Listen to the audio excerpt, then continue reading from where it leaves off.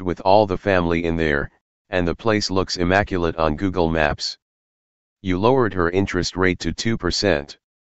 So her interest payment is like $13 bucks. That's the kind of cool stuff that you can do if you own the note. How to call and the lingo. On your first call to a bank for notes, they may not know what the heck you're talking about and keep pushing you over into the Rio department. Let's say you're talking to someone, and even though Wells Fargo sells notes, everybody that you talk to at Wells Fargo says, "We don't do that."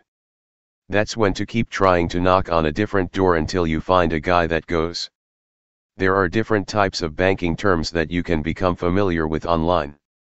Knowing the lingo can make a whole lot of difference in getting to the notes and presenting yourself as a serious seller of notes. IIT could just be a 20-minute lesson for yourself that could pay off big time.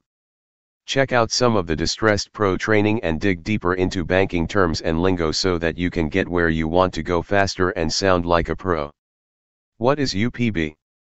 When you're talking about the first or second mortgages, UPB gets thrown around a lot. UPB stands for unpaid principal balance.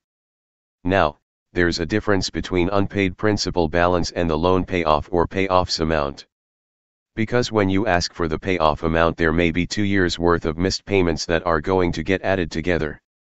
So, you have the accrued interest and payments that are going to merge together with the UPB, that's going to create the total payoff. Accrual and non-accrual is how banks divide up their assets. Whether they're accruing interest or if they're not accruing interest. If you're not accruing interest, what are they? Well, they're a problem. These assets are usually in the charged-off category. These assets go into non-accrual.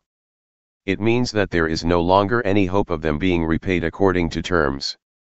We're actually after the non-accrual assets that this bank is holding.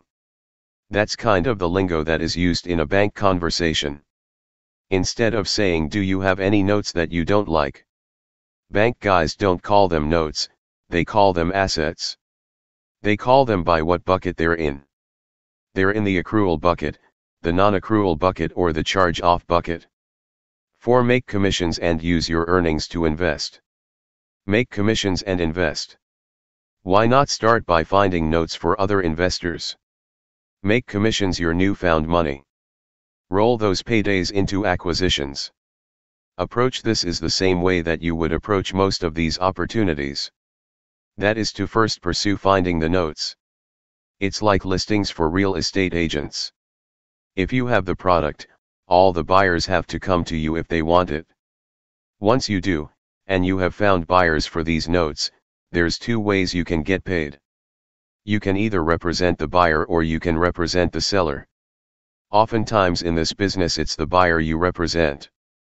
What you need then is to have some discipline.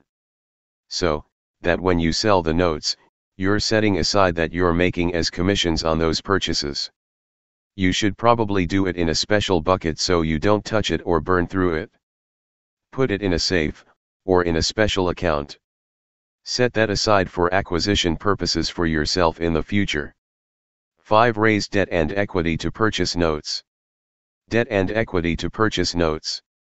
Trying to either raise all the money to buy a bulk package of notes, or borrow all the money yourself may seem a little daunting the first time. Why not do a combination of both? Find ways to borrow half the money you need. Find other investors with the capital for the other half of the money you need. This can be an easier sale to lenders, when you have half the money you want already. The same goes for raising money from other investors, when you tell them you are putting in half of the money yourself.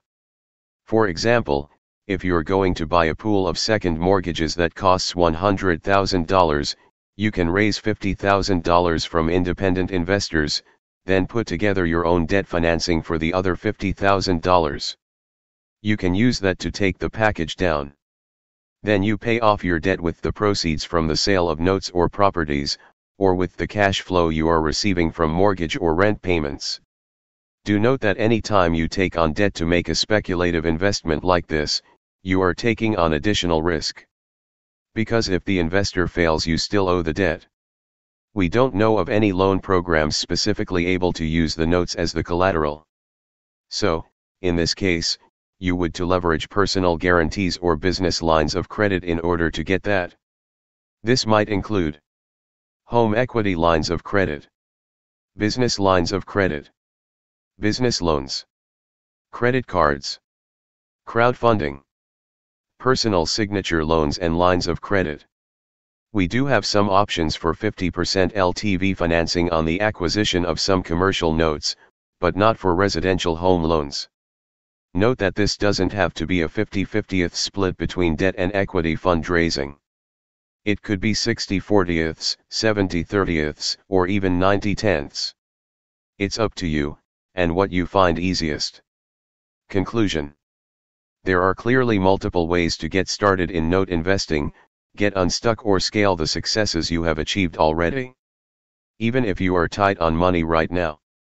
In fact, once you champion these money strategies, you'll wonder what was ever stopping you before, and may never want to put your own cash into deals in the future. These have been just some of the ways that others have made breakthroughs and changed their own financial dynamics for the better. To learn more, contact us to our email address distressedasset@protonmail.com.